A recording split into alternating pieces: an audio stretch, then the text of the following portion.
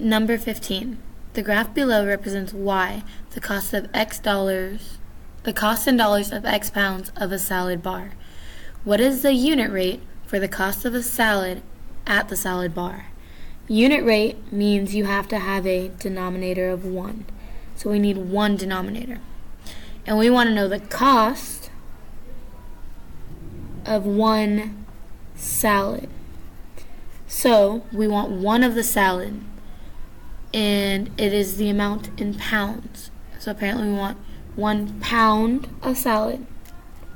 So 1 pound salad pound. Okay, so if we were going to come here, we would have to find 1 pound.